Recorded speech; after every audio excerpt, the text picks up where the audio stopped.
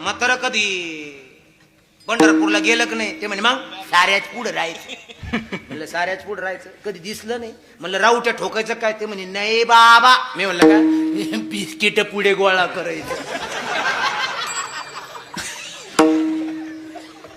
बाबा 2 वर्षापूर्वी लॉकडाऊनच्या अगोदर तिने 3 गोण्या बिस्किट आणली. क्रॅक जॅक, मॅरीगोल्ड, 2020, पतंजलीचे, पार्ले, गुड डे, मोनॅको.